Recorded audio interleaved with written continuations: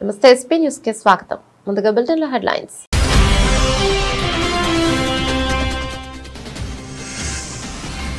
ఇకపై పాలస్తీనా దేశం ఏర్పాటును అంగీకరించబోమని ఇజ్రాయెల్ ప్రకటన.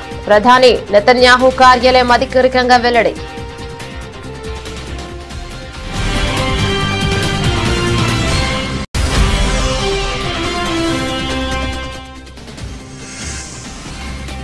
యుద్ధం అక్కర్లేదు, పిఓకే మనదే అవుతుంది, తనంతట తానుగానే భారత్ లో విలీనమవుతుందని కేంద్ర రక్షణ మంత్రి రాజ్నాథ్ సింగ్ ధీమా.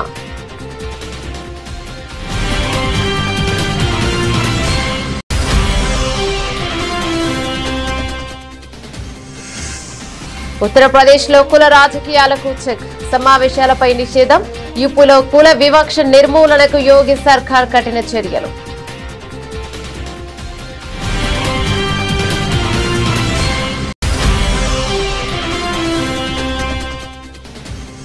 మైసూర్ దసరా ఉత్సవాల్లో తీవ్ర అసహనం. గట్టిగా అరిచిన సీఎం సిద్ధరామయ్య.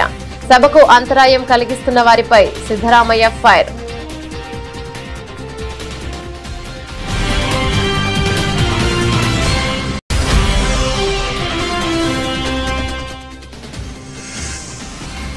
రెండో రోజు గాయత్రీదేవి అలంకరణలో దర్శనమిస్తున్న దుర్గమ్మ. దుర్గమ్మను దర్శించుకునేందుకు క్యూ లైన్ లో బారులు తిరిగిన భక్తులు.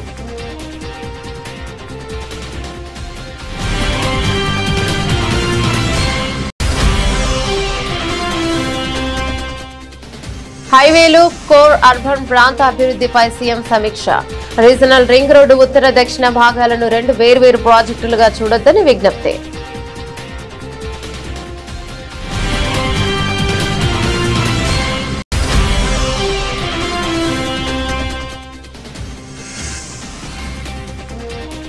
వ్యవసాయంపై అసెంబ్లీలో ముఖ్యమంత్రి చంద్రబాబు ప్రసంగం. వ్యవసాయాన్ని లాభదాయకంగా చేయడమే లక్ష్యమని వెల్లడి.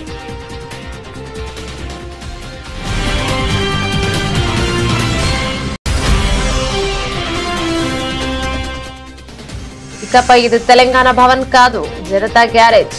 ఆర్ఆర్ఆర్ బాధితులకు బీఆర్ఎస్ పార్టీ పూర్తి అండగా ఉంటుందని కేటీఆర్ హామీ.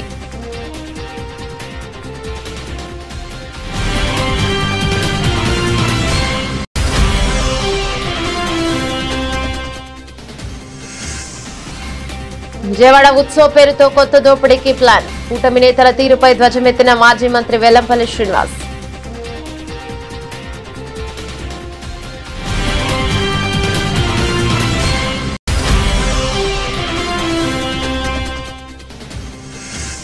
రేవంత్ రెడ్డి ఆదేశాలతో మాజీ డీఎస్పీ నళినిని కలిసిన యాదాద్రి భువనగిరి జిల్లా కలెక్టర్. సాయం చేసేందుకు ప్రభుత్వం సిద్ధంగా ఉందని హామీ.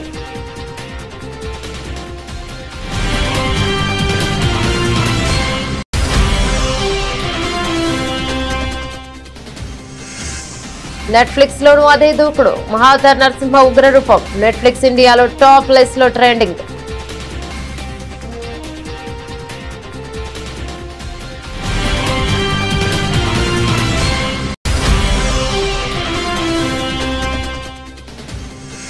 ఫుట్బాల్ మ్యాచ్ లో కూడా పాకిస్తాన్ ఆటగాళ్ల పిచ్ వేశాలు.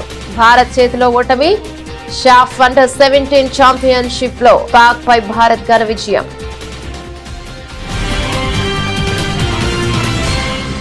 డీటెయిల్స్ చూస్తే, పాలస్తీనాను స్వతంత్ర దేశంగా గుర్తించే ప్రసక్తే లేదని ఇజ్రాయెల్ ప్రభుత్వం సంచలన ప్రకటన చేసింది. జోర్దాన్ నదికి పశ్చిమ ప్రాంతంలో పాలస్తీనా దేశం అనేదే ఉండబోదని తేల్చి చెప్పింది. ఈ విషయాన్ని ఇజ్రాయెల్ ప్రధానమంత్రి బెంజమిన్ నెతన్యాహు కార్యాలయం సోషల్ మీడియా వేదికగా ఎక్స్ ద్వారా అధికారికంగా వెల్లడించింది. పాలస్తీనా దేశ ఏర్పాటుకు అంతర్జాతీయంగా మద్దతు పెరుగుతున్న తరుణంలో ఇజ్రాయెల్ ఈ ప్రకటన చేయడం తీవ్ర చర్చనీయాంశంగా మారింది. 2023 అక్టోబర్ 7న హమాస్ ఉగ్రవాదులు జరిపిన మారణ హోమం తర్వాత తమ దేశం మధ్యలో బలవంతంగా ఒక ఉగ్రవాద రాజ్యాన్ని ఏర్పాటు చేసే ప్రయత్నాలను ఎట్టి పరిస్థితుల్లోనూ జరగనివ్వబోమని నెతన్యాహు ప్రభుత్వం స్పష్టం చేసింది. పాలస్తీనాకు మద్దతు ఇస్తున్న దేశాలకు ఇది తమ నుంచి స్పష్టమైన సందేశం అని పేర్కొంది. ఈ నెలాఖరులో జరగనున్న ఐక్యరాజ్య సమితి సర్వసభ్య సమావేశంలో పాల్గొనేందుకు నెతన్యాహు అమెరికా వెళ్లనున్నారు. ఈ పర్యటన నుంచి తిరిగి వచ్చాక దీనిపై పూర్తి స్థాయిలో స్పందిస్తామని కీలక పర్యటన ఉంటుందని ప్రధాని కార్యాలయం తెలిపింది. ఆసక్తికరంగా ఈ పర్యటన సందర్భంగా వైట్ హౌస్ కు రావాల్సిందిగా అమెరికా అధ్యక్షుడు డొనాల్డ్ ట్రంప్ నుంచి నెతన్యాహుకు ఫోన్ కాల్ ద్వారా ఆహ్వానం అందింది. మరోవైపు ఐక్యరాజ్య సమితిలో పాలస్తీనా దేశ ఏర్పాటుకు మద్దతుగా తీర్మానం ప్రవేశపెట్టేందుకు పలు దేశాలు ప్రయత్నిస్తున్న సమయంలో ఇజ్రాయెల్ ఈ నిర్ణయం తీసుకోవడం ప్రాధాన్యం సంతరించుకుంది. పాలస్తీనాను ఒక దేశంగా గుర్తిస్తున్నట్లు బ్రిటన్, ఆస్ట్రేలియా, కెనడా ఇప్పటికే బాహాటంగా ప్రకటించాయి. పాకిస్తాన్ ఆక్రమిత కశ్మీర్ పీఓకేను స్వాధీనం చేసుకునేందుకు యుద్ధం చేయాల్సిన అవసరం లేదని, అది తనంతట తానుగానే భారత్ లో విలీనమవుతుందని కేంద్ర రక్షణ మంత్రి రాజ్నాథ్ సింగ్ ధీమాను వ్యక్తం చేశారు. పీఓకేలో పరిస్థితులు మారుతున్నాయని, అక్కడి ప్రజలే పాకిస్తాన్ పాలన నుంచి విముక్తి కోరుకుంటున్నారని ఆయన స్పష్టం చేశారు.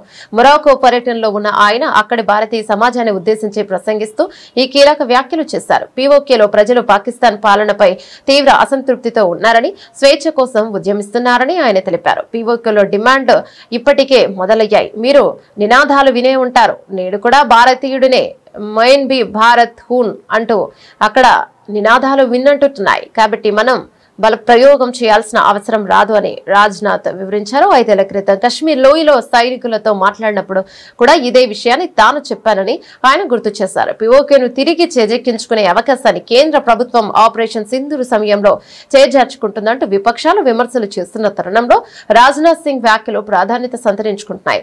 మే 7న జరిగిన ఆ ఆపరేషన్ లో భారత్ కు పైచేయి ఉన్నప్పటికీ కేవలం కాల్పుల విరమణ ఒప్పందంతో సర్ది పెట్టుకుందని ప్రతిపక్షాలు ఆరోపిస్తున్నాయి. ఇదే ప్రసంగంలో ఇతర దేశాల చర్యలపై భారత్ సమన్వయంతో వ్యవహరిస్తోందని రాజ్నాథ్ పేర్కొన్నారు. पीओके अपने आप आएगा, चिंता क्यों करते हैं? पीओके में डिमांड होने लगी। आपने सुना होगा 1-2 बार कुछ लोगों ने नारेबाजी की थी। 5 साल पहले एक बार इंडियन आर्मी को कश्मीर वैली में मैं संबोधित कर रहा था एक कार्यक्रम को। उस समय ही मैंने कहा था कि पीओके को आक्रमण करके हड़पने की जरूरत नहीं पड़ेगी। वो तो हमारा पड़ोसी है ही, वो हमारा है ही पीओके। और पीओके के लोग स्वयं ये कहेंगे कि मैं भी भारत हूं और वह दिन आने वाला है। ఉత్తరప్రదేశ్లో కుల వివక్ష నిర్మూలనే లక్ష్యంగా యోగి ఆదిత్యనాథ్ ప్రభుత్వం సంచలన నిర్ణయాలు తీసుకుంది. సమాజంలో కుల ప్రస్తావనలకు తావు లేకుండా చేసేందుకు అలహాబాద్ హైకోర్టు ఇచ్చిన ఆదేశాల మేరకు కఠిన నిబంధనలు అమల్లోకి తెచ్చింది. ఇకపై పోలీసు రికార్డులు మొదలుకొని వాహనాలపై రాసే నినాదాల వరకు ఎక్కడా కులం కనిపించకూడదని స్పష్టం చేస్తూ జిల్లా అధికారులకు ఉత్తర్వులు జారీ చేసింది. ఈ ఆదేశాలు తక్షణమే అమల్లోకి వస్తాయని ప్రభుత్వం స్పష్టం చేసింది. తాజా ఆదేశాల ప్రకారం రాష్ట్ర వ్యాప్తంగా పోలీసు రికార్డుల్లో నిందితుల కులాన్ని ప్రస్తావించడాన్ని పూర్తిగా నిషేధించాలని, కేసు మెమోలో, అరెస్టు పత్రాలు, పోలీస్ స్టేషన్లలోని బోర్డులపై కూడా కులాన్ని పేర్కొనకూడదని తేల్చి చెప్పారు. Crime and criminal tracking network and systems CCTVSS database లో సైతం కులానికి ఇక సంబంధించిన కాలంను ఖాళీగా ఉంచమని అన్నారు. అయితే ఇకపై రికార్డుల్లో నిందితుడి తండ్రి పేరుతో పాటు తల్లి పేరును కూడా తప్పనిసరిగా నమోదు చేయాలని సూచించారు. ప్రభుత్వ ప్రైవేట్ వాహనాలపై కులాల పేర్లు, కులాన్ని సూచించే నినాదాలు లేదా స్టిక్కర్లు అతికిస్తే మోటార్ వాహనాల చట్టం కింద జరిమానాలు విధిస్తామని ప్రభుత్వం హెచ్చరించింది. అలాగే పట్టణాలు, గ్రామాల్లో కులాల పేర్లతో ఏర్పాటు చేసిన బోర్డుల చిహ్నాలను వెంటనే తొలగించాలని అధికారులను ఆదేశించింది. రాజకీయ లబ్ధి కోసం నిర్వహించే కుల సమావేశాలను కూడా ప్రభుత్వం నిషేధించింది. क्योंकि विभाजित था। हमें फिर से विभाजित नहीं होना है। ये जातिवादी मानसिकता, ये क्षेत्रीय विभाजन की मानसिकता, यह विभिन्न वादों में विभाजन की मानसिकता जो भारत की गुलामी का कारण बना था, उससे मुक्त होकर के हमें सामाजिक एकता के मार्ग को प्रशस्त करने की दिशा में आगे बढ़ना होगा। समता मूलक समाज की दिशा में आगे बढ़ना पड़ेगा। वही राष्ट्रीय एकता का आधार बनेगा। కర్ణాటక ముఖ్యమంత్రి సిద్దరామయ్య మైసూర్ దసరా వేడుకల ప్రారంభోత్సవంలో తీవ్ర ఆగ్రహాన్ని వ్యక్తం చేశారు. వేదికపై ప్రసంగిస్తుండగా ప్రేక్షకులలో కొందరు గందరగోళం సృష్టించడంతో ఆయన సహనం కోల్పోయారు. సభకు అంతరాయం కలిగిస్తున్న వారిపై వేదికపై నుంచి గట్టిగా అరుస్తూ హెచ్చరికలు జారీ చేశారు. కొద్దిసేపు ప్రశాంతంగా కూర్చోలేరా, కింద కూర్చోండి, ఎవడరా అది, ఒక్కసారి చెబితే అర్థం కాదా, అసలు ఇక్కడికెందుకు వచ్చారు, ఇంట్లోనే ఉండాల్సింది అంటూ సిద్దరామయ్య తీవ్ర స్వరంతో మందలించారు. అంతటితో ఆగకుండా అక్కడే ఉన్న పోలీస్ అధికారిని పిలిచి పోలీసు వాళ్ళను బయటకు వెళ్లనివద్దు, ఇక గంటసేపు కూర్చోలేనప్పుడు ఇలాంటి కార్యక్రమాలు ఎందుకు వస్తారు అని ఆదేశించారు. ఈ ఘటనతో సభలో ఒక్కసారిగా నిశ్శబ్దం అలుముకుంది. ಸ್ನೇಹಿತರೆ, ಇನ್ನೊಂದು ಸ್ವಲ್ಪ ಹೊತ್ತು ಕೂತ್ಕೊಳ್ಳಕ್ಕಾಗಲ್ಲ ನಿಮ್ಗೆ? ಕೂತ್ಕೊಳ್ಳ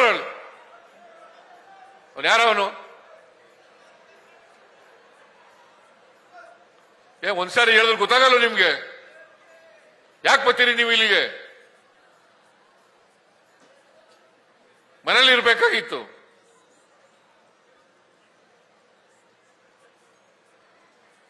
ಪೊಲೀಸ್ನವ್ರು ಅಲ್ಲಿ ಬಿಡ್ಬೇಡ್ರಿ, ಕಳಿಸ್ರಿ ಎಲ್ಲ.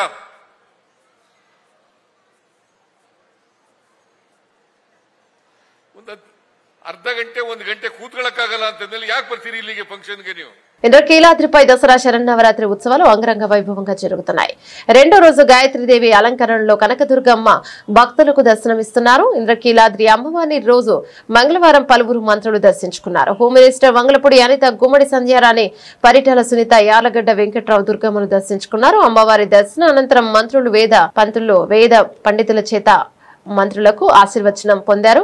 ఇక ఆపై అమ్మవారి లడ్డు ప్రసాదాన్ని చిత్రపటాన్ని మంత్రులకు ఆలయ అధికారులు అందజేశారు. మరోవైపు గాయత్రీదేవి అలంకరణలో ఉన్న దుర్గమ్మను దర్శించుకునేందుకు క్యూ లైన్ లో భక్తులు బారులు తీరారు. తెల్లవారుజాము నుంచి అమ్మ దర్శనం కోసం భక్తులు తరలివచ్చారు. జై దుర్గా, జై జై దుర్గా అన్న నామస్మరణలతో ఇంద్రకీలాద్రి మారుమోగుతుంది. ఏడాది 11 అలంకారంలో భక్తులకు దర్శనం ఇవ్వనున్నారు దుర్గమ్మ. తొలి రోజు శ్రీబాల త్రిపుర సుందరీదేవి అలంకారంలో అమ్మవారు భక్తులకు దర్శనం ఇవ్వగా, మొదటి రోజే పెద్ద సంఖ్యలో భక్తులు అమ్మవారిని దర్శించుకున్నారు. దుర్గమ్మ రూపాన్ని కనులారా దింపుకుని తరించిపోయారు. ఇక ఆలయానికి వచ్చే భక్తులకు ఎలాంటి ఇబ్బందులు కలగకుండా ఆలయ అధికారులు అన్ని ఏర్పాట్లను చేశారు.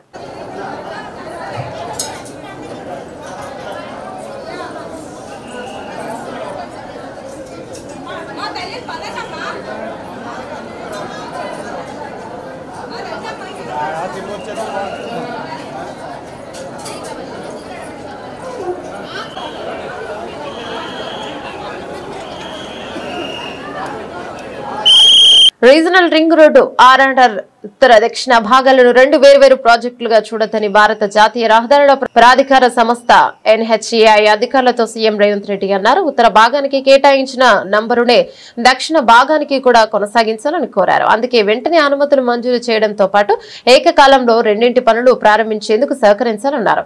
దక్షిణ భాగం అలైన్మెంట్ కు వెంటనే ఆమోద ముద్ర వేసేలా చూడాలన్నారు. రాష్ట్రంలో జాతీయ రహదారుల నిర్మాణం, అనుమతుల జారీ, నూతన ప్రతిపాదనలకు ఆమోదం తదితర అంశాలపై NHAI జాతీయ రహదారుల విభాగం, జాతీయ రహదారుల రోడ్డు రవాణా మంత్రిత్వ శాఖ, మోర్త్ రహదారుల భవనాల శాఖ, అటవీ శాఖ అధికారులతో సచివాలయంలో మంత్రి కోమటిరెడ్డి వెంకటరెడ్డితో కలిసి ముఖ్యమంత్రి సమీక్ష నిర్వహించారు. జాతీయ రహదారుల నిర్మాణానికి సంబంధించిన భూసేకరణ పరిహారం పంపిణీ ప్రక్రియను వేగవంతం చేయాలని అధికారులను ఆదేశించారు. చిన్న కారణాలతో రహదారుల నిర్మాణంలో జాప్యం చేయవద్దన్నారు. అసెంబ్లీలో వ్యవసాయ శాఖపై లఘు చర్చ జరిగింది. సందర్భంగా ముఖ్యమంత్రి పవర్ పాయింట్ ప్రజెంటేషన్ ఇచ్చారు.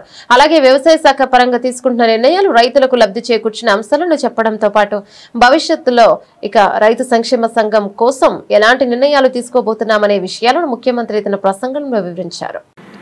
ఆంధ్రప్రదేశ్ 24-25 దీని ప్రకారం లెక్కల ప్రకారం 5,17,482 కోట్లు, 35.20%. తెలంగాణ మీరు చూస్తే 2,14,490 కోట్లు, 14.15%.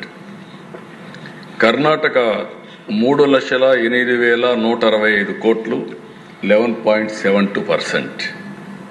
కేరళ 98,020 కోట్లు, 8.78%. తమిళనాడు 3,77,284 కోట్లు, 13.04%. ఇక్కడ మీరు గుర్తుపెట్టుకోవాల్సింది, దానికి లాస్ట్లో సర్వీస్ సెక్టర్కి వెళ్తే మంది 44.64%, 41.64%. వేరే తెలంగాణ 67.16%, కర్ణాటక 68.13%, కేరళ 67.28%, తమిళనాడు 53.60%. ఎక్కడ సర్వీస్ సెక్టర్ ఉంటుందో అక్కడ రెవెన్యూ ఎక్కువ ఉంటుంది ప్రభుత్వానికి. మనకు వాళ్ళకు 3% ఎక్కువ డిఫరెన్స్ ఉంది. అంటే 100 రూపాయలు జిఎస్టిపి వస్తే దాంట్లో తెలంగాణ, కేరళ, కర్ణాటక 9.3% వాళ్ళకి ఆదాయం వస్తుంది. మనకు 6.2% ఆదాయం వస్తుంది. అందుకే ఆల్ ఎకానమీస్ అన్నీ కూడా అగ్రికల్చర్ నుంచి ఇండస్ట్రీ నుంచి సర్వీస్ సెక్టర్కి వెళ్తాయి.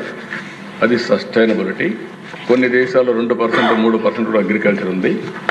మనం విభజన సమయంలో 25% ఉంటే తర్వాత 35% పెరిగాం. తెలంగాణ 25 నుంచి 14% తగ్గే పరిస్థితి వచ్చింది హైదరాబాద్ వల్ల.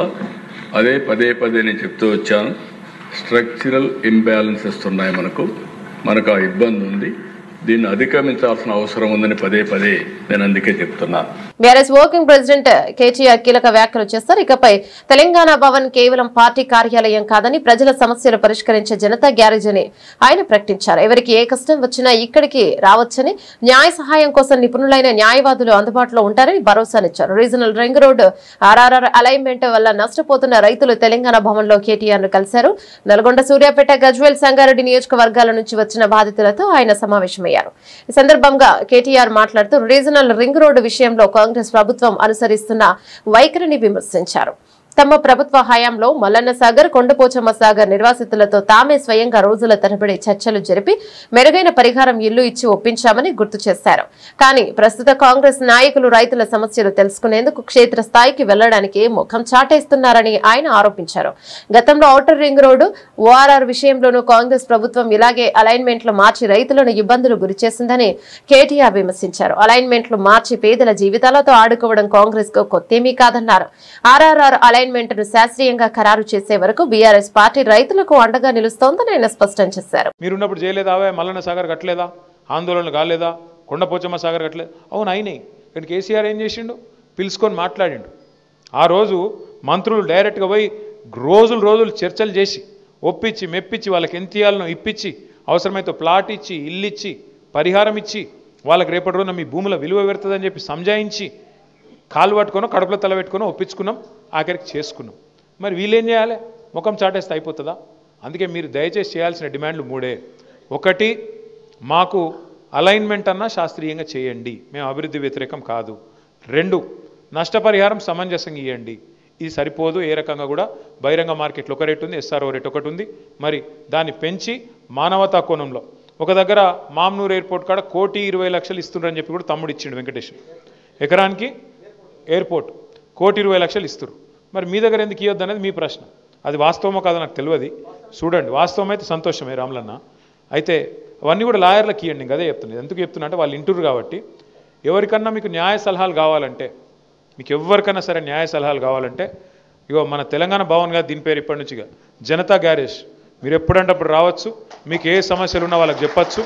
మీకు న్యాయపరంగా కూడా ఎలాంటి చిక్కులు లేకుండా, ఇబ్బంది లేకుండా వాళ్ళు మీకు సలహాలు కూడా ఇస్తారు. ఇక మీ వాళ్ళే ఉన్నారు అంతా నాయకులు. ప్రజా సమస్యల పరిష్కారంలో విఫలమైన ప్రతిసారి కూటమి ప్రభుత్వానికి డైవర్షన్ పాలిటిక్స్ అలవాటుగా మారిందని మాజీ మంత్రి వెల్లంపల్లి శ్రీనివాస్ ఆగ్రహాన్ని వ్యక్తం చేశారు. తాడేపల్లి వైఎస్ఆర్ కాంగ్రెస్ పార్టీ కేంద్ర కార్యాలయంలో మీడియాతో మాట్లాడుతూ కూటమి ప్రభుత్వం అధికారంలోకి వచ్చిన తర్వాత తిరుమల తిరుపతి దేవస్థానాన్ని తమ రాజకీయాలకు వేదికగా మార్చి స్వామివారి ప్రతిష్టకు తీవ్ర భంగం కలిగిస్తున్నారని ఆక్షేపించారు. మరోవైపు దుర్గమ్మ పేరుతో విజయవాడ ఉత్సవం అంటూ కూటమి నేతలు మరో దోపిడీకి సిద్ధమయ్యారని ఆయన మండిపడ్డారు. ప్రభుత్వ భూమిని ఉపయోగించుకుంటూ స్టాళ్ల పేర్లతో లక్షలాది రూపాయలు వసూలు చేస్తున్నారని మండిపడ్డారు. ప్రజలపై భారం మోపుతూ దోపిడీకి పాల్పడుతున్న కూటమి నేతల దీనిపై సమాధానం చెప్పాలని డిమాండ్ చేశారు. నవరాత్రుల మీద ఎవరు మాట్లాడలేదు. నవరాత్రుల్లో ఈ రోజు చెప్పాలంటే కనుక అరాకొర వసతులతో ఈ రోజు నవరాత్రుల యొక్క ఉత్సవాలు జరుగుతున్నాయి. ఆఫీసర్ల మధ్య సమన్వయం లేదు. భక్తులకి సరైన అవగాహన కల్పించే విధంగా ఎక్కడ కూడా వాళ్ళకి అవగాహన కల్పించే విధంగా ఎక్కడ కూడా పెట్టిన పరిస్థితులు లేవు. ఏ ఒక్క అధికారికి ఒక అధికారికి సమన్వయం లేదు. సామాన్య భక్తుల్ని ఏ విధంగా గుడికి వెళ్ళాలో తెలియలేని పరిస్థితి. దివ్యాంగులు ఎలాగో తెలియదు. అదేవిధంగా చంటి పిల్లల్ని పెట్టుకున్న వాళ్ళు ఎలాగో తెలియదు. వీటి గురించి కనీసం ఎంపీ గారు పట్టించుకున్న పరిస్థితి లేదు. ఎంపీ గారు పట్టించుకున్న పరిస్థితి మాట్లాడితే విజయవాడ ఉత్సవం గురించి ప్రెస్ మీట్లే తప్ప దసరా నవరాత్రులు ఈ విధంగా జరుగుతాయి అని చెప్పని ఎంపీ స్థాయిలో కానీ, మంత్రి స్థాయిలో కానీ, ఎమ్మెల్యే స్థాయిలో కానీ ఎన్ని రివ్యూలు పెట్టారు చెప్పండి? ఒక రివ్యూలో ఎంపీ, ఎమ్మెల్యే, మంత్రులు కలిసిన రివ్యూ నేను ఎక్కడ చూడలేదు. మరి కనీసం గతంలో మా ప్రభుత్వంలో అయితే కనుక ఫీల్డ్ విజిట్లు చేసేవాళ్ళం, రివ్యూలు చేసేవాళ్ళం, భక్తులకు అన్ని రకాల సౌకర్యాలతో ప్రతి ఒక్కటి కూడా ఏర్పాట్లు చేసేవాళ్ళం. ఈరోజు కేవలం విజయవాడ ఉత్సవకే ప్రజాప్రతినిధులంతా కూడా పరిమితం అయిపోయారు. ఎందుకంటే నేను వేరే విధంగా మాట్లాడలేదు. మీరు దుర్గమ్మని ఏ విధంగా దుర్గమ్మ పేరు చెప్పుకుని విజయవాడ ఉత్సవాలు అని చెప్పని కమర్షియల్ యాక్టివిటీస్ స్టాల్స్ చూడండి. విజయవాడ ఉత్సవానికి స్టాల్స్ అంట 10 సైజు వచ్చేసి 56 రోజులకి 3,50,000 రూపాయలు వసూలు చేస్తారట. స్థలాలన్నీ ఏమో ప్రభుత్వ స్థలాలు, పున్నమి కానీ, స్టేడియం కానీ, తుమ్మనపల్ల కళాక్షేత్ర కానీ, ఘంటసాల కానీ, ఇప్పుడు మీరు ఏదైతే గొల్లపూడిలో దేవాలయ శాఖ చూసుకున్నారో అన్ని ప్రభుత్వ స్థలాలే. ఇప్పుడు ఒక గొల్లపూడి దానికే 45 లక్షలు చెక్ ఇచ్చినట్టుకున్నారు. అది కూడా ఆ స్థలాన్ని కూడా కొట్టేయాలని చెప్పని కృష్ణా మన ఎన్టీఆర్ జిల్లా కలెక్టర్తో అది గోల్ఫ్ కోర్ట్ అని చెప్పని, ఎగ్జిబిషన్ సొసైటీ అని చెప్పని, ఈ స్థలాలు లాంగ్ లీజ్కి ఇచ్చేయమని చెప్పి మీరు కలెక్టర్తో రాయించింది వాస్తవం కాదా?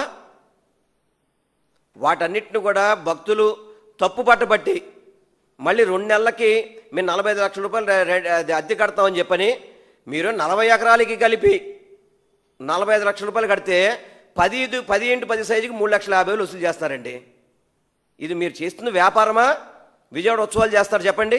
ఇంజనీరింగ్ కాలేజీలు కూడా మీరు స్టాల్స్ పెట్టాలి, వేరే విధంగా కంపెనీస్ ఉంటే మీరు స్టాల్స్ పెట్టాలి అని చెప్పని ఒత్తిడి చేయడం, స్టాల్స్ ద్వారా కోట్ల రూపాయలు వసూలు చేయడం. కోట్ల రూపాయలు విజయవాడ ఉత్సవంలో పబ్లిక్ ఏమి ఉరిగిందని చెప్పండి. మీరు బుక్ మై షోలో ఇళయరాజా గారి షోకి బుక్ మై షోలో పెట్టారు టికెట్స్ కొనుక్కోండి అని చెప్పని. బుక్ మై షోలో చూడండి 849 రూపాయల నుంచి 59,000 రూపాయల వరకు టికెట్ అండి దానికి. ఇది బుక్ మై షోలో తీసుకున్న ప్రింట్. ఇది అనారోగ్యంతో బాధపడుతున్న మాజీ డీఎస్పీ నళినిని యాదాద్రి భువనగిరి జిల్లా కలెక్టర్ హనుమంతరావు పరామర్శించారు. ముఖ్యమంత్రి రేవంత్ రెడ్డి ఆదేశాల మేరకు కలెక్టర్ ఆమె నివాసానికి వెళ్లి మాట్లాడారు. నళిని ఆరోగ్య పరిస్థితిని అడిగి తెలుసుకుని ప్రభుత్వం అన్ని విధాల సహాయం చేయడానికి సిద్ధంగా ఉందని హామీనిచ్చారు. ఆమె సర్వీసు సమస్యను కూడా త్వరలోనే పరిష్కరిస్తామని ముఖ్యమంత్రి తెలిపారని ఆయన వెల్లడించారు. నళిని చికిత్సకు ఎంత ఖర్చైనా ప్రభుత్వమే భరిస్తుందని కలెక్టర్ హామీనిచ్చారు. గతంలో వైద్యపరంగా అయిన ఖర్చులను కూడా ముఖ్యమంత్రి సహాయ నిధి నుంచి అందజేస్తామని, ఇంకా ఎలాంటి సహాయం కావాలన్న చేయడానికి ప్రభుత్వం సిద్ధంగా ఉందని ముఖ్యమంత్రి చెప్పారని కలెక్టర్ నళినికి తెలియజేశారు. నళినిని కలిసిన అనంతరం కలెక్టర్ మీడియాతో మాట్లాడుతూ తాను ఆయుర్వేద వైద్యం, యోగా ద్వారా కోలుకుంటున్నానని, ప్రస్తుతం పెద్దగా ఖర్చేమీ కాదని ఆమె చెప్పారని తెలిపారు. ఆమె తన సర్వీస్ నిబంధనల గురించి అభ్యర్థించారని, ఆ విషయాన్ని ప్రభుత్వం దృష్టికి తీసుకెళ్తానని కలెక్టర్ పేర్కొన్నారు. నళిని త్వరలో పూర్తి ఆరోగ్యంతో కోలుకోవాలని ఆయన ఆకాంక్షించారు. ముఖ్యమంత్రి గారు ఆదేశాల మేరకు నళిని గారిని ఇక్కడ కలవడం జరిగింది. వారి ఇంటికి వచ్చేసి వారి నాన్నగారు మరియు ఇతర కుటుంబ సభ్యులతో కలవడం జరిగింది. వారి ఆరోగ్య పరిస్థితిపై వాకప్ చేయడం జరిగింది. వారికి వరుసగా టైఫాయిడ్, తర్వాత వైరల్ ఫీవర్స్, డెంగ్యూ, చికెన్ గున్యా ఇవన్నీ వరుసగా రావడం వల్ల ఆరోగ్యం కొద్దిగా క్షీణించడం జరిగింది. అదేవిధంగా గత కొంతకాలం నుంచి వారు చెప్పినట్టుగా రొమటైడ్ ఆర్థరైటిస్ తోటి బాధపడుతున్నారు. కానీ యోగా మరియు ఆయుర్వేదం తోటి స్థిరంగా ఉన్నారు. మంచిగా ఆత్మవిశ్వాసంతో మాట్లాడగలుగుతున్నారు.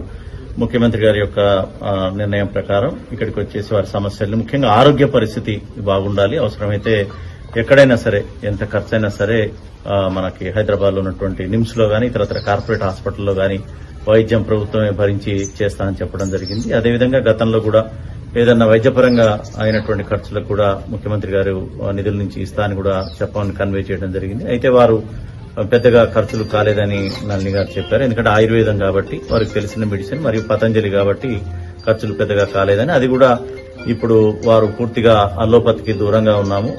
తర్వాత వారు ఏదైతే నమ్ముతున్నారో, ఏదైతే వారికి మంచిగా పనిచేస్తుందో ఆ ఆయుర్వేదాన్నే వాడుతా అని చెప్పడం జరిగింది. సో వారి యొక్క ఆయుర్వేదం సంబంధించినటువంటి ట్రీట్మెంట్ కి వారు వెళ్లాలనుకుంటున్నారు. తక్కువ ఖర్చు కాబట్టి పెద్దగా సాయం అవసరం లేదని వారు చెప్పడం జరిగింది. తర్వాత వారు ప్రముఖంగా పేర్కొన్నది వారి యొక్క సర్వీస్ నిబంధనలు, వారు ఏదైతే సస్పెన్షన్ అన్నారో దానికి సంబంధించినటువంటి సబ్సిస్టెన్స్ అలవెన్స్ అనేది, దాని గురించి వారు అడగడం జరిగింది. ఇది డెఫినెట్ గా ప్రభుత్వం దృష్టికి తీసుకుపోతా అని చెప్పి వారు చెప్పడం జరిగింది. వారు చాలా విషయాలు కూడా షేర్ చేసుకున్నారు, ఉన్నటువంటి పరిస్థితులు, తర్వాత వారి యొక్క వ్యక్తిగత జీవితం ఇవన్నీ. వారి తండ్రి గారు కూడా యోగా మాస్టర్. వారు కూడా కుటుంబం అంతా కూడా యోగాని మరియు ఆయుర్వేదాన్ని నమ్ముకున్నటువంటి కుటుంబం భువనగిరిలో. కాబట్టి వారికి మొత్తం కూడా ఈ యొక్క వైద్యం, యోగా మీద, ఆయుర్వేదం మీద పట్టున్నటువంటి వ్యక్తులు. పతంజలి షాప్ కూడా ఉన్నటువంటి అనుభవం ఉంది కాబట్టి ఆ వైద్యంతో వారు ఇప్పటికే కోలుకున్నారు. వారే చెప్తున్నారు. మొన్న అసలు నడవలేని పరిస్థితిలో ఉండి ఈరోజు ఈ ఆయుర్వేదిక్ వల్ల మొత్తం కూడా నడవగలుగుతున్నారని చెప్పగలిగారు. త్వరలోనే వారు పూర్తి ఆరోగ్యంతో కోలుకోవాలని చెప్పేసి మీ అందరం కూడా కోరుకుంటున్నాం. ముఖ్యమంత్రి గారు గాని ప్రభుత్వం గాని వారికి ఏ విధమైనటువంటి సహాయం అందించాలని కోరుకున్నా గానీ దాన్ని చేస్తామని కూడా చెప్పడం జరిగింది. అదే విషయాన్ని వారికి చెప్పడం జరిగింది. వారు కూడా సరైన సమయంలో చెప్తా అని చెప్పడం, ముఖ్యంగా వారి సర్వీస్ నిబంధనల గురించి పదే రిక్వెస్ట్ చేయడం జరిగింది. ఇది ప్రభుత్వం దృష్టికి, ముఖ్యమంత్రి గారి దృష్టికి తీసుకుపోవడం జరుగుతుంది. Thank you. హిందూ పురాణాల నేపథ్యంలో యానిమేటెడ్ సినిమాగా వచ్చి బాక్సాఫీస్ ను షేక్ చేసింది Mahavatar Narasimha. Kannada top production house లైన్ హొంబోలే ఫిలిమ్స్, క్లెయిమ్ ప్రొడక్షన్స్ సంయుక్తంగా తెరకెక్కించాయి. ప్రపంచవ్యాప్తంగా జూలై 25న థియేటర్లలో విడుదలై ఘన విజయాన్ని సొంతం చేసుకోవడమే కాకుండా బాక్సాఫీస్ వద్ద 300 కోట్ల వసూళ్లను రాబట్టి టాక్ ఆఫ్ ది ఇండస్ట్రీగా నిలిచింది. అశ్విన్ కుమార్ దర్శకత్వం వహించిన ఈ మూవీ ప్రస్తుతం పాపులర్ ఓటీటీ ప్లాట్ఫామ్ నెట్ఫ్లిక్స్ లో సెప్టెంబర్ 19 నుంచి పలు భారతీయ భాషల్లో స్ట్రీమింగ్ అవుతుంది. కాగా ఈ చిత్రం నెట్ఫ్లిక్స్ లోనూ తన దూకుడు ప్రదర్శిస్తోంది. నెట్ఫ్లిక్స్ ఇండియాలో టాప్ ప్లేస్ లో ట్రెండింగ్ అవుతోంది. ముందుగా అంతా ఊహించినట్లుగానే అద్భుతమైన వ్యూవర్షిప్ తో డిజిటల్ ప్లాట్ఫామ్ లో కూడా ధనయాత్ర కొనసాగిస్తోంది. Ashwin Kumar storytelling, solid visuals కు కుటుంబ ప్రేక్షకులు చిన్నారులు ఫిదా అయిపోతున్నారు. హిందూ పురాణాలలోని శ్రీ మహావిష్ణువు దశావతారాలను ఆధారంగా చేసుకుని 7 భాగాలుగా రూపొందించే మహోత్తర్ సినిమాటిక్ యూనివర్స్ లో ఫస్ట్ పార్ట్ గా వచ్చింది. మహాతా నరసింహ ఈ ఫ్రాంచైజీలో రాబోయే నెక్స్ట్ పార్ట్లపై అంచనాలు అమాంతం పెరిగిపోతున్నాయి. షాఫ్ అండర్-17 ఫుట్బాల్ ఛాంపియన్షిప్ లో భాగంగా జరిగిన భారత్ ఉత్కంఠ భరిత మ్యాచ్ లో భారత్ యువ జట్టు పాకిస్తాన్ పై అద్భుత విజయాన్ని నమోదు చేసింది. మైదానంలో పాక్ ఆటగాడి రెచ్చగొట్టే చర్యకు బదులుగా గోల్స్ తో సమాధానమిచ్చి 3-2 తేడాతో పాక్ ను చిత్తు చేసింది. విజయంతో గ్రూప్ బి లో అగ్రస్థానంలో నిలిచిన టీమిండియా ఘనంగా సెమీఫైనల్ కు దూసుకెళ్లింది. ఆట ఆద్యంతం హోరాహోరీగా సాగింది. మ్యాచ్ 43వ నిమిషంలో పాకిస్తాన్ ఆటగాడు మహ్మూద్ అబ్దుల్లా ఒక గోల్ సాధించాడు. అనంతరం అతను టీ తాగుతున్నట్లుగా వింతగా సంబరాలు చేసుకున్నాడు. ఈ సంబరాలు 2019 బాలాకోట్ దాడుక సమయంలో పాక్ కు చిక్కిన భారత్ వింగ్ కమాండర్ అభినందన్ వర్ధమాన్ కు వెక్కిరిందుకేనని అభిమానులు తీవ్రంగా స్పందించారు. అయితే ఈ అవమానానికి భారత ఆటగాళ్లు తమ ఆటతోనే గట్టిగా సమాధానం చెప్పారు. దాల్ ములున్ గాంగ్టే గుండ్లిభా వాంకేరాక్టం చెరొక గోల్ సాధించి స్కోర్ ను సమం చేయగా 73వ నిమిషంలోనే రెహాన్ అహ్మద్ అద్భుతమైన గోల్ కొట్టి భారత్ కు నిర్ణయాత్మక విజయాన్ని అందించాడు. ఈ గెలుపుతో వరుసగా 3 విజయాలు నమోదు చేసిన భారత్ జట్టు సెమీఫైనల్లోనే నేపాల్ తో తలపడనుంది. మ్యాచ్ లో ఓడిపోయినప్పటికీ పాకిస్తాన్ కూడా సెమీస్ కు అర్హత సాధించింది. సెమీస్ లో బంగ్లాదేశ్ తో పాక్ ఆడనుంది. బులెటిన్ ముగించే ముందు హెడ్లైన్స్ మరోసారి.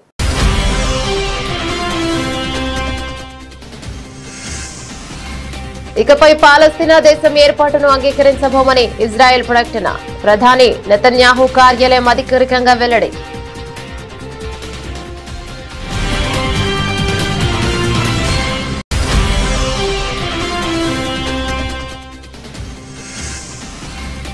యుద్ధం అక్కర్లేదు, పీఓకే మనదే అవుతుంది, తనంతట తానుగానే భారత్ లో విలీనమవుతుందని కేంద్ర రక్షణ మంత్రి రాజ్నాథ్ సింగ్ ధీమా.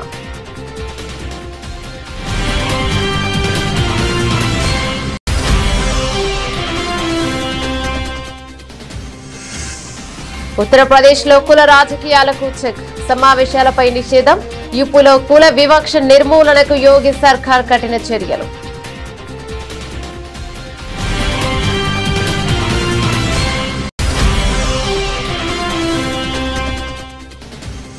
మైసూర్ దసరా ఉత్సవాల్లో తీవ్ర అసహనం, గట్టిగా అరిచిన సీఎం సిద్ధరామయ్య. సభకు అంతరాయం కలిగిస్తున్న వారిపై సిద్ధరామయ్య ఫైర్.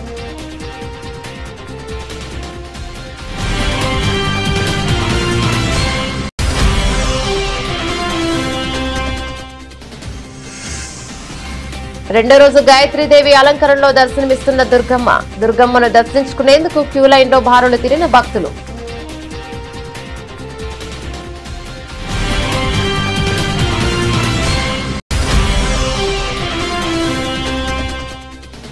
హైవేలు, కోర్ అర్బన్ ప్రాంత అభివృద్ధిపై సీఎం సమీక్ష. రీజనల్ రింగ్ రోడ్డు ఉత్తర దక్షిణ భాగాలను 2 వేర్వేరు ప్రాజెక్టులుగా చూడొద్దని విజ్ఞప్తి.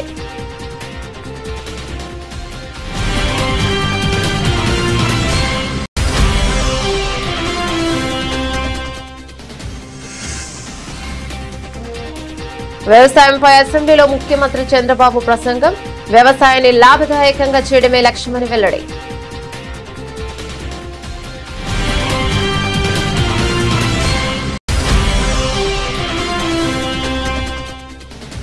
ఇకపై ఇది తెలంగాణ భవన్ కాదు, జనతా గ్యారేజ్. ఆర్ఆర్ఆర్ బాధితులకు బీఆర్ఎస్ పార్టీ పూర్తి అండగా ఉంటుందని కేటీఆర్ హామీ.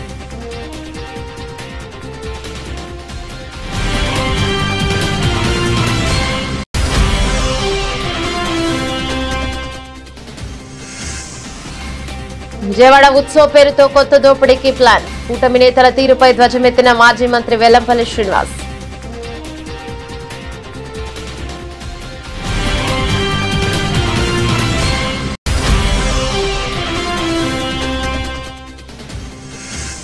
రేవంత్ రెడ్డి ఆదేశాలతో మాజీ డీఎస్పీ నళినిని కలిసిన యాదాద్రి భువనగిరి జిల్లా కలెక్టర్. సాయం చేసేందుకు ప్రభుత్వం సిద్ధంగా ఉందని హామీ.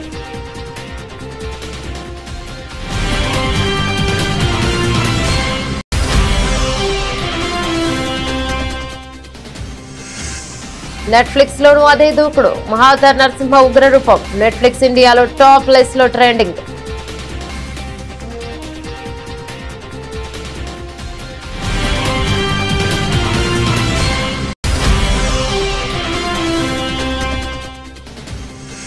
ఫుట్బాల్ మ్యాచ్ లో కూడా పాకిస్తాన్ ఆటగాళ్ల పిచ్ వేశాలు. భారత్ చేతిలో ఓటమి. షాఫ్ అండర్-17 ఛాంపియన్షిప్ లో పాక్ పై భారత్ ఘన విజయం. ఇవి బులెటిన్ డీటెయిల్స్. మరో బులెటిన్ లో మళ్ళీ కలుసుకుందాం. అంతవరకు సెలవు. నమస్తే.